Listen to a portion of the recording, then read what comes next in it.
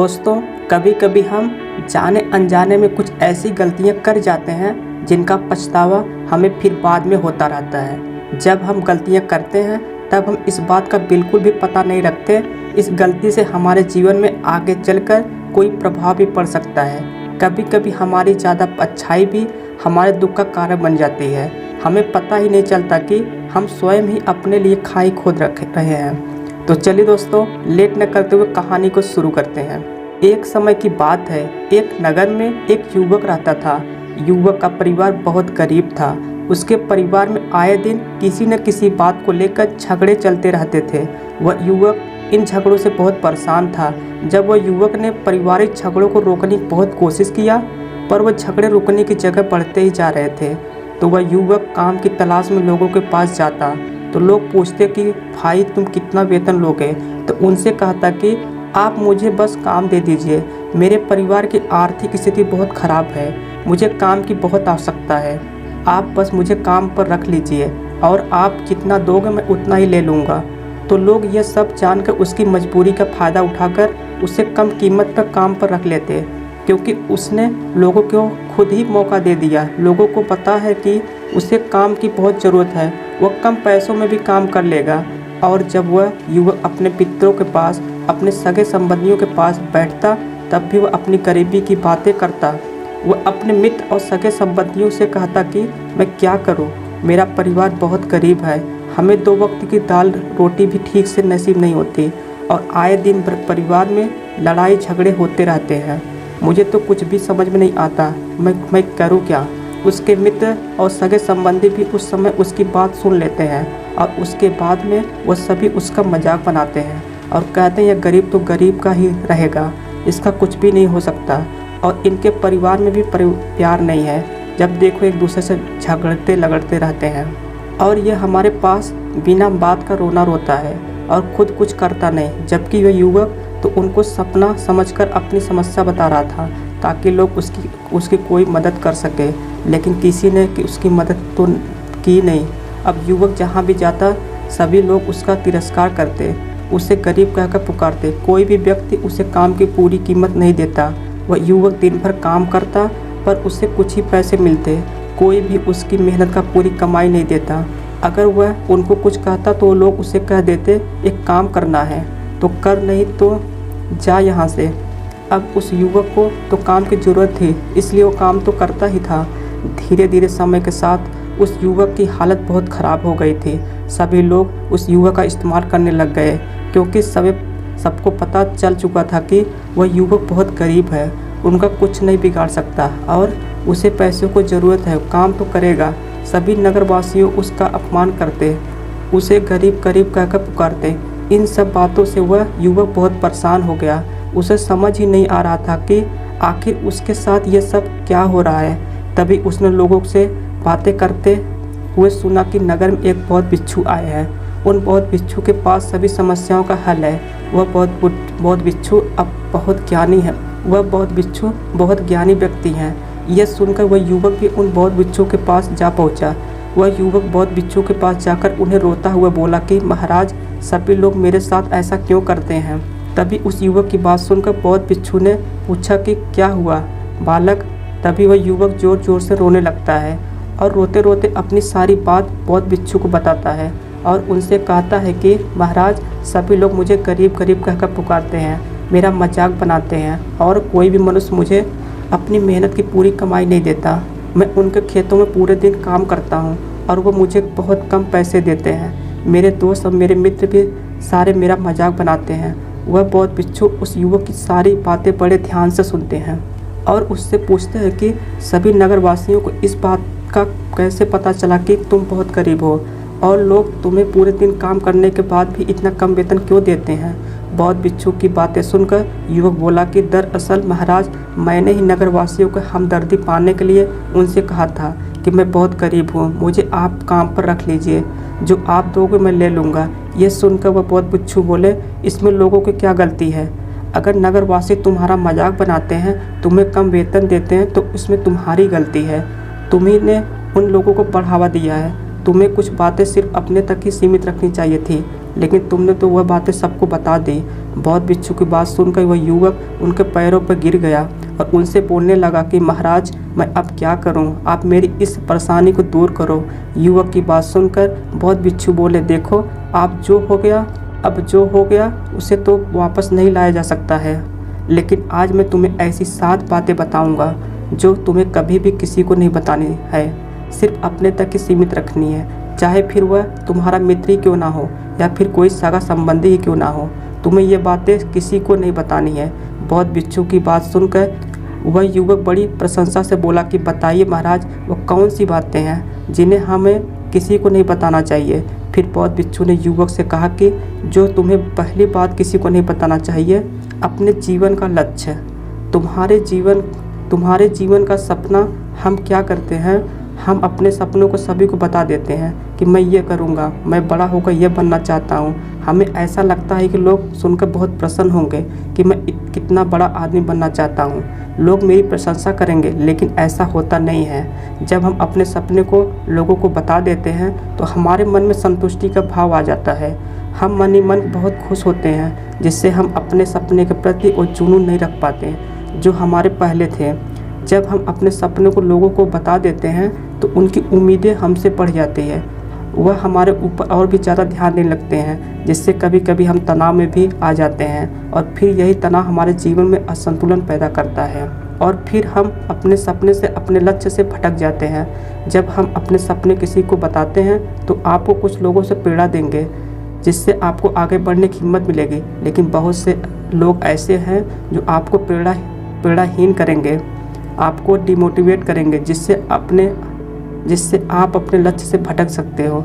इसलिए जो भी आपका सपना है उसे पूरा करो, उसके बाद ही लोगों को बताओ। अगर पहले बता दोगे तो लोग रुकावटें पैदा कर देंगे और सपने को अगर चुपचाप तुमने पूरा किया तो लोगों को स्वतः ही पता चल जाएगा कि तुमने कौन सा लक्ष्य हासिल किया है।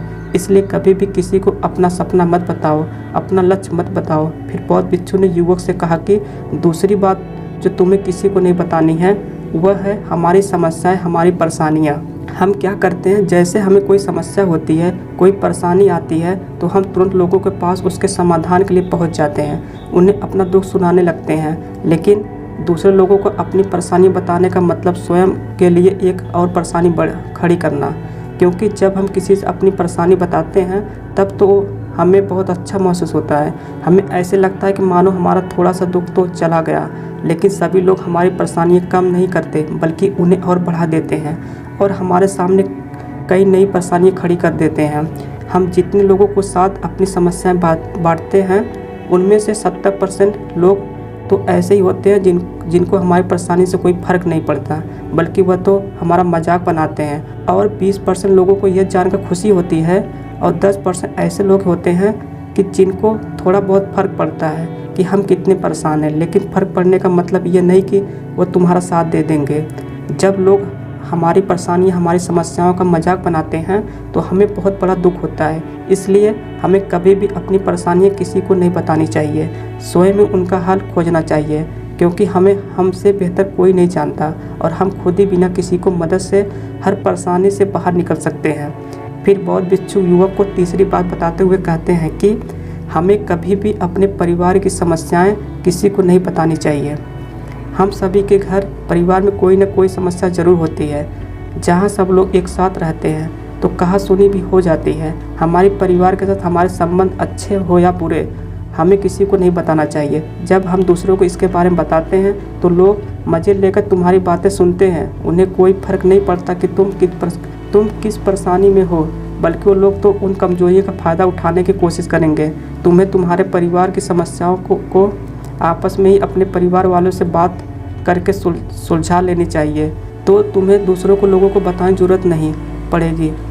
और जब हम अपने परिवार की समस्या लोगों को बताते हैं तो लोग हमें कमज़ोर समझने लगते हैं, हमारे बारे में सोचने लगते हैं कि यह तो कुछ नहीं कर पाएगा, ये अपने परिवार को नहीं संभाल सकता, इतनी छोटी छोटी बातों पर ही परेशान हो रहा है, तो ये आगे चलकर जीवन में बड़ी बड़ी समस्याओं का सामना कैसे करेगा।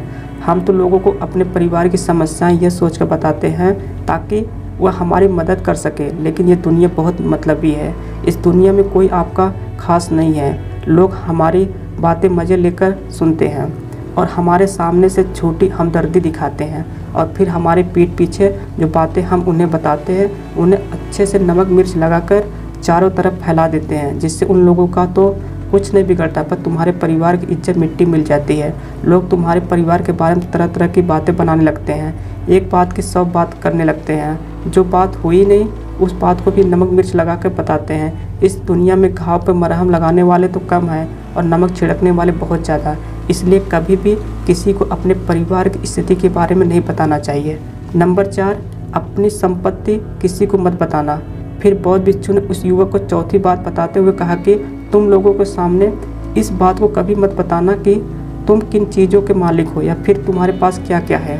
तुम तो लोगों को ऐसे ही अपने बारे में बताते हो कि तुम्हारे पास इतने बंगले हैं, इतनी गाड़ियाँ, इतना धन है, ताकि लोगों को पता चल सके, लेकिन तुम ये सोचकर उन्हें नहीं बता रहे हो कि तुम उन्हें नीचे दिखाने की कोशिश कर रहे हो। लेकिन लोग तुम्हारी बातों का गलत मतलब निकालते हैं। वह सोचते हैं कि तुम उन्हें नीचा दिखाने के लिए सब बातें बता रहे हो और फिर वह तुमसे नफरत करने लगेंगे।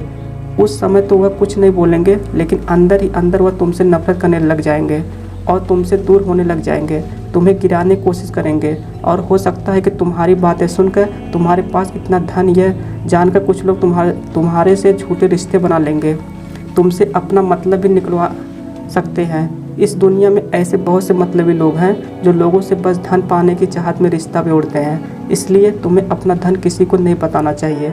समय के खेल का किसी को पता नहीं, आज अच्छा है तो ज़रूर नहीं कल भी अच्छा हो। मान लो आज तुम्हारे पास खूब धन दौलत है, लेकिन अगर कभी आपके पास नहीं रहे और आप लोगों से मदद मांगोगे तो लोग आपकी मदद नहीं करेंगे बल्कि आपको ताने मारेंगे। आपसे कहेंगे तुम्हारे पास तो इतना धन था, कहाँ गया वह धन? तुम सच बोलते थे या फिर झूठ मूठ का गुणगान करते रहते। और हमें अपनी धन दौलत की बात लोगों के सामने इसलिए भी नहीं बतानी चाहिए क्योंकि इस दुनिया में बहुत से ऐसे लोग हैं जिनके पास पीने के लिए स्वच्छ पानी भी नहीं है, वह गंदा पानी पीते हैं। उनके पास खाने के लिए 2 वक्त की रोटी भी नहीं है, जबकि तुम्हारे पास सब कुछ है। इसलिए कभी भी खुद से गरीब लोगों के सामने कभी भी अपने धन दौलत का दिखावा न करें, हो सके उनकी मदद कर सकें। नंबर 5, कभी भी अपनी सफलता का रहस्य किसी को मत बताना। फिर बौद्ध भिक्षु ने उस युवक को 5वीं बात बताते हुए कहा कि कभी भी अपनी सफलता का रहस्य किसी को मत बताना। हमने सफलता का हासिल कैसे की है यह बताना कोई गलत नहीं है। अगर कोई मनुष्य उससे सीख कर आगे बढ़ता है तो यह बहुत अच्छी बात है, लेकिन अधिकतर लोग क्या करते हैं, हमारे बताए गए रास्ते पर हूबहू चलना शुरू कर देते हैं और अगर वह हमारे बताए गए रास्ते पर चलकर असफल हो जाते हैं तो फिर वह हमें ही दोष देने लगते हैं, जबकि हमने तो उनके लिए अच्छा ही किया है। पर मगर वह हमें ही दोषी मानने लगते हैं और कहते हैं कि काश मैं इसकी बातों में नहीं आया होता, इसने तो मुझे गलत रास्ता बता दिया। जबकि सबके लिए सफलता का एक ही तरीका काम नहीं करता। जिस तरीके से तुम सफल हुए हो ज़रूर नहीं है कि वैसे ही उन्हें भी सफलता मिल जाए। इसलिए कभी भी किसी को अपनी सफलता का रहस्य मत बताओ। अगर वह मनुष्य सच में ही तुमसे सफलता का मार्ग जानने की कोशिश करे और उस कार्य में उससे बहुत लगन हो और वह बहुत दृढ़ संकल्पी हो कि नहीं मुझे तो यह कार्य करना ही है, तो तुम उसे ज़रूर बता सकते हो। लेकिन तुम आगे से कभी किसी को कुछ मत बताना, नहीं तो अगर वह लोग असफल रहे तो वह तुम्हें ही दोषी मानेंगे। उन लोगों को इस बात से कोई फर्क नहीं पड़ता कि तुम उनके लिए अच्छा कर रहे हो। वह असफल होने पर तुमसे घृणा करने लगेंगे, तुम्हें भला बुरा बोलने लगेंगे। इसलिए कभी भी किसी को कुछ मत बताओ। नंबर 6, अपने द्वारा की गई मदद का ढिढोरा मत पीटो। फिर बौद्ध भिक्षु ने उस युवक को 6ठी बात बताते हुए कहा, अगर तुम किसी की मदद करते हो तो मदद को लोगों के सामने मत लाओ, क्योंकि इस दुनिया में बहुत से लोग गरीब हैं जिनको हमारी दया दान की आवश्यकता है। लेकिन अगर तुम उन गरीब लोगों की इसलिए मदद करते हो ताकि लोग आपकी तारीफ करें, तो लोग आपको अच्छी नज़र से देखें, समाज में आपको नाम हो, तो ऐसा दिखावा कभी मत करो। जबकि तुम्हें लोगों की मदद इसलिए नहीं करनी चाहिए कि दूसरे लोग आपकी तारीफ करें, बल्कि आपको लोगों की मदद सच्चे हृदय से बिना किसी को बताए करनी चाहिए, क्योंकि यही मदद आपको अंदर से शांति प्रदान करवाती है। जब तुम किसी ज़रूरतमंद की सहायता करते हो तो तुम्हें अंदर से ही एक अलग ही आनंद की अनुभूति का एहसास होता है। लेकिन अगर तुम किसी ज़रूरतमंद की सहायता बस दिखावे के लिए करते हो तो कुछ पल के लिए तो तुम दूसरे की नज़र में अच्छे बन जाओगे, लेकिन तुम कभी भी आत्म संतुष्टि प्राप्त नहीं कर पाओगे। नंबर 7, अपनी आमदनी का जिक्र दूसरे के सामने मत करो। फिर बौद्ध भिक्षु उस युवक को 7वीं और अंतिम बात बताते हुए कहते हैं कि कभी भी अपनी आमदनी का जिक्र दूसरे के सामने मत करो, क्योंकि ये एक ऐसी बात है जिसे हमें हमेशा हमारे परिवार तक ही सीमित रखनी चाहिए। अपने मित्रों या फिर अपने सगे संबंधियों को कभी अपनी आमदनी मत बताओ। हमें कभी भी किसी से भी ना तो उसकी आमदनी पूछनी चाहिए और ना ही अपनी आमदनी बतानी चाहिए, क्योंकि जब हम लोगों को अपनी आमदनी बताते हैं तो लोग हमारी स्थिति का आसानी से पता लगा लेते हैं, जो हमारे लिए बिल्कुल भी सही नहीं है। क्योंकि अगर हमारी आमदनी कम होती और हम लोगों को बता देते तो लोग हमें गरीब समझकर हमसे दूर होने लगते हैं, हमारा तिरस्कार करने लगते हैं, हमें नीचा दिखाने लगते हैं, हमें नीचा समझने लगते हैं, हमारी इज्जत नहीं करते हैं। अगर हमारी आमदनी ज़्यादा होती तो हम लोगों से उसके बारे में बता देते तो लोग हमसे मतलब से रिश्ते रखना शुरू कर देते। उन्हें हमसे नहीं हमारे पैसे से मतलब होता। लोग आपसे इसलिए रिश्ता नहीं जोड़ेंगे आप एक अच्छे इंसान हो, बल्कि वह तो आपसे इसलिए रिश्ता जोड़ेंगे क्योंकि आपके पास धन है। जो लोग आपको पसंद नहीं करते वह भी धन की वजह से तुमसे रिश्ता जोड़ रखेंगे और तुम्हारे साथ ऐसा बर्ताव रखेंगे जैसे तुम उनके लिए बहुत खास हो। इसलिए कभी भी किसी को अपनी आमदनी मत बताओ, बस इसे अपने और अपने परिवार तक ही सीमित रखें, क्योंकि आपका परिवार ही आपकी तरक्की को देख खुश होता है। बाकी तो यह दुनिया आपकी तरक्की को देखकर जलने वालों में से है। युवक बौद्ध भिक्षु की सारी बातें बड़े अच्छे तरीके से समझ गया और उसी वक्त अपने मन ही मन यह संकल्प ले लिया कि आज के बाद कभी भी किसी को अपने रहस्य नहीं बताएगा। इसके बाद उस युवक ने बौद्ध भिक्षु को प्रणाम किया और फिर वहां से चला गया। दोस्तों, ये कहानी आपको कैसी लगी नीचे कमेंट में ज़रूर बताएं। यदि आपको ये कहानी पसंद आई हो एक लाइक, यदि आप चैनल पर नए हो चैनल को ज़रूर सब्सक्राइब करें, जिससे नए वीडियो जो डेली अपलोड किए जाते हैं उसका नोटिफिकेशन पहले आपको मिले। आज के लिए इतना ही दोस्तों, मिलते कल एक इंटरेस्टिंग वीडियो के साथ। धन्यवाद दोस्तों।